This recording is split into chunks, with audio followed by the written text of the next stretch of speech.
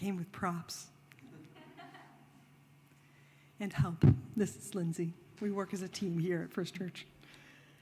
It is so good to be here. I'm a big fan of Sanctuary Boston, and I was just so honored to be asked to give a reflection. So I'm really glad I'm here. I grew up in the flat farmland of West Michigan.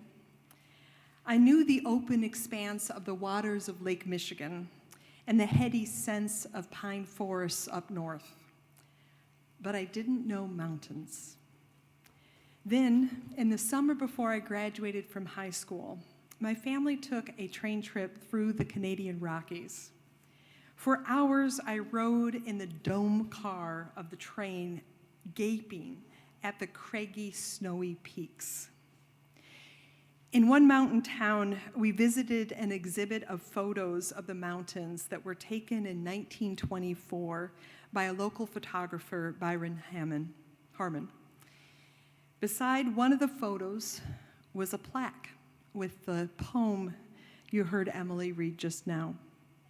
Carefully, I copied the poem into this little journal, adding the date, June 17, and the place, Banff.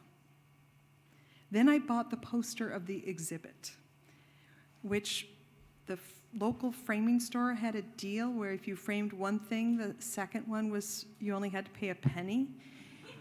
And my mom was really nice and only made me pay the penny.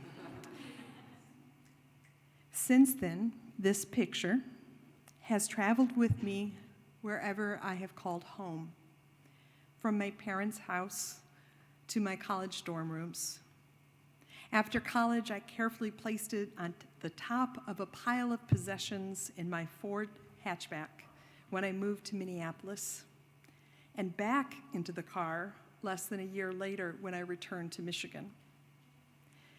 When I started seminary in New Jersey a few years later, the picture came too, hanging there when I married, became pregnant, and dropped out of school.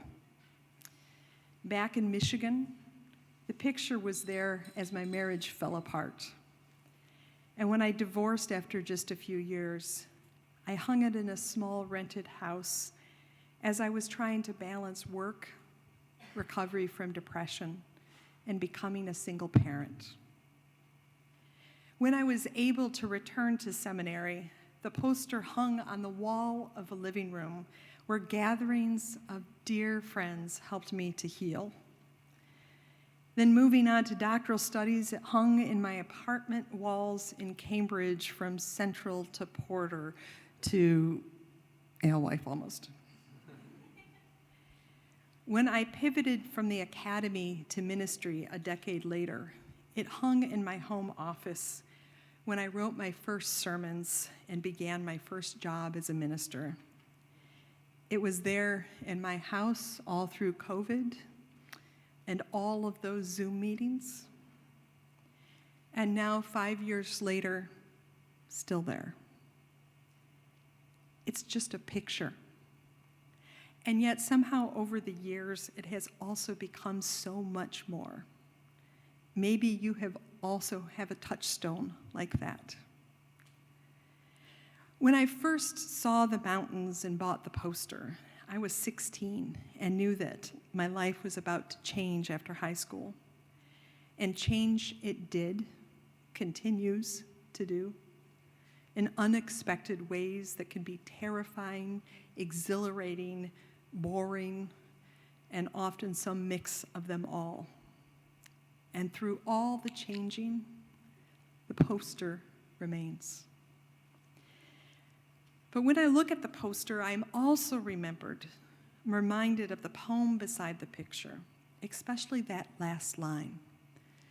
For once I stood in the white, windy presence of eternity. Amidst all the fractures of time, pressures of deadlines, and horizons of uncertainty, this line reminds me that some things don't change, that some things are eternal. Still, the last couple of years for me have felt like a fractured stew of instability and change for a number of reasons. At first, I thought it was just because of the process I went through to leave one church and then to become the minister at a new church here at First Church Boston. I often felt like I was living in a fog, with the pieces of my life coming in and out of focus in a random sequence that felt out of my control. In time, I realized that I was also enduring the impact of hormonal change as I was transitioning to menopause, a hormonal havoc of mood, sleep deprivation, and brain fog. Given my overwhelming sense of feeling out of control, when I saw that my favorite Buddhist teacher, Sharon Salzberg, was teaching a course on equanimity, I signed up. Salzberg said she used to think of balance like one of those two-sided scales that you hold up, like the Lady of Liberty, the Statue of Liberty holds up. But then she came to see a gyroscope as a better image because it is able to find calm and steadiness under stress. Lindsay is the expert here. She is going to demonstrate for us how a gyroscope works.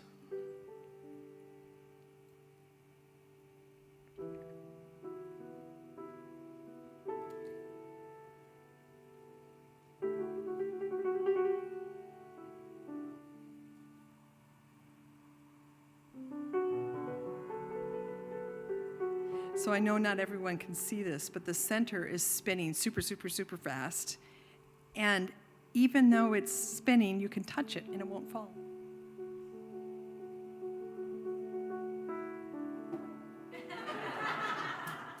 It will fall off the table if I push it hard enough, but it will still keep spinning and have its balance, which, yeah. The core remains steady, spinning and spinning on its own motion, even as the other rings get bumped and moved around. It's pretty cool. As Salzberg says, the balance of a gyroscope comes from its strong core, its central, stable energy. A sense of meaning in our lives can give us that core, lifting our aspirations, strengthening us in adversity, helping us to have a sense of who we are and what we care about in spite of changing situations. I look at the gyroscope and I think of the white, windy presence of eternity. For me, the strong core of energy within is my faith in the eternal, the holy, what some may call God. My name is life with a capital L. For whatever time I might be on this planet, and whatever circumstances I might find myself within, I try to remain aware of that spinning core of eternal energy within and around me. Life matters. The gift of life is precious. In me, in you, in the wetlands and the ocean, in the mountaintops and the city sidewalks. There are plenty of things that are threatening to throw each and all of us off balance these days. But perhaps by showing up here and for each other and for all those under threat, we might find our own ways to stay connected to whatever is our spinning core of energy. For me, I might feel time ravel thin about me amidst all that each day brings. But when I look once again at my picture, I am reminded there is still more to life. For once, I stood in the white, windy presence of eternity. Blessed be.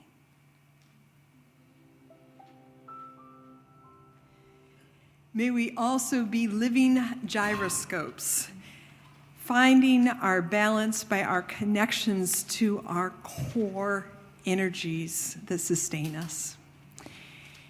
Here at First Church, and as my life as a minister, I have always used the same benediction as a touchstone. And so tonight I share with you the benediction I give First Church every Sunday.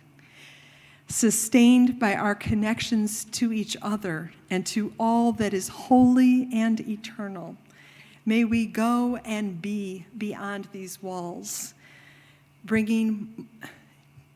welcoming across difference, loving with abundance, and working together to sustain our shared world. Amen.